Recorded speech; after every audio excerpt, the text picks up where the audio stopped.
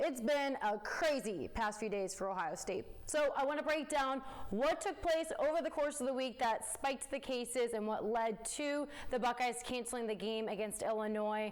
Where do they stand in a Big Ten championship hope or a national championship playoff?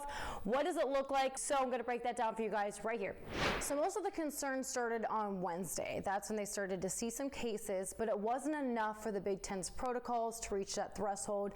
So they kept going. They were limiting the spread, doing all their precautions, and they were able to have their Thanksgiving meal at the Woody Hayes Athletic Center on Thursday, practicing social distancing and all of that, but they had further testing on Friday, and that's when they learned that head coach Ryan Day did test positive, and they also placed defensive line coach and co-defensive coordinator Larry Johnson as the interim head coach to take on Illinois. Ohio State did release a statement saying that Day's positive test came as part of an increased number of positive tests during the week.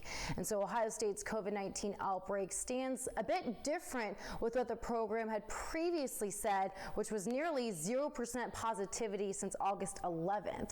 They were doing all they can to prevent the spread, but before the game was canceled, the Buckeyes had changed their travel plans because of the positive tests. So instead of flying out on Friday evening, they moved their flight to Saturday morning, and there also were some restrictions in the state of Illinois that could have influenced the decision. But then we learned that Saturday morning, of course, that the flight was canceled as well as the game. But we saw them taking pictures on Friday.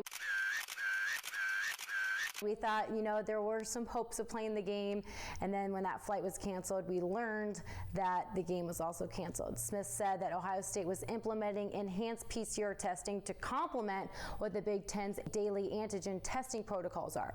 So as of now, Michigan State's still technically on the table because they hadn't reached that threshold. So stopping all of the activities could prevent the spread to getting to that threshold. So this was definitely a precautionary measure. They were looking into the safety of the team, the players, but there certainly are enough people in the program, from coaches, assistant coaches to players combined, to be enough to reach that percentage. So Saturday morning we had a press conference and we learned that Dr. Jim Borges, the team's physician, said that they never reached the threshold where they couldn't participate in practice until Friday afternoon. So that's why they were having practice before then. And it wasn't anything that was going on Tuesday. It was something that happened later in the week. They wanted to clarify that as to why they were practicing. And it wasn't until the results from Friday's PCR testing, the testing that they did in addition to what was required, that it became clear that they had to pause everything. So the doctor confirmed that Ohio State exceeded that 7.5% in population positivity rate. That's defined by the Big Ten. Of course, it being the number of positive tests by individuals, you divide that by the population at risk. So Ohio State has not exceeded the 5% of team positivity rate, which is the number of positive tests divided by the total number of tests administered. So if both numbers are reached, Ohio State would then be forced to stop all activities for a minimum of 7 days before reassessing. So they had to reach both of those to cancel, and they were preventing that from happening. Now, what does this mean for the Big Ten? Because according to the Big Ten, a team must play at least 6 games to be considered for participation in the championship game. But if the average number of conference games goes down or falls below 6, then teams must play no less or no fewer than 2 games. So then the game average number of conference games played by all teams, 4 games played if the conference is 6. That's how they could get into the Big Ten championship. So the Big Ten is going to determine who gets into the Big Ten championship from each division by winning percentage. That's unless there's an unbalanced schedule, because the cancellation of games could affect that. But Gene Smith has said he hasn't discussed lowering the number of 6 games required. His focus has been on the safety of the team, and that Michigan State game is still slated to be played as of now. So if there's no more cases, let's hope that still happens. So as of now, 12 of 14 games over the final 2 weeks would need to be canceled for the average to drop below 5.5 games per team. That's according to ESPN stats and information. And there have been 6 Big Ten games canceled through this week. So the average is still 7.1. And that would drop to exactly 7.0 if Ohio State doesn't play next week against Michigan State, and if that's the only conference game canceled. So you could see more games canceled that would lower that more. Dr. Borges said that Ohio State's positive cases haven't impacted one group either.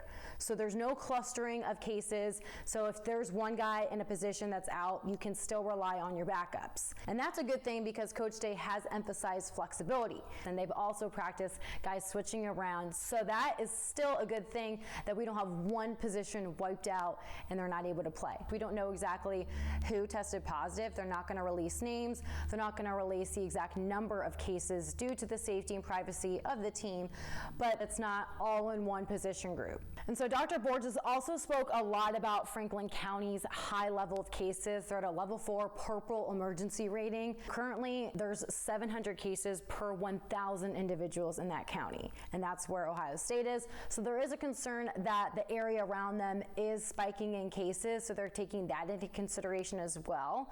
So they're going to keep this on lockdown. They're going to keep everyone quarantined for at least 10 days, and then they'll be able to adjust back into the system for about 7 to 10-ish days.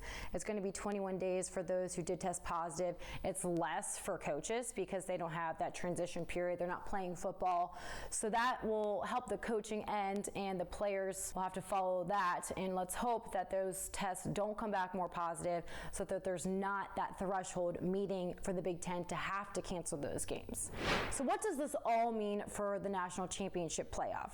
Well, we do know that the committee does consider the eye test, and they have let in a team that doesn't have a conference title into the playoff.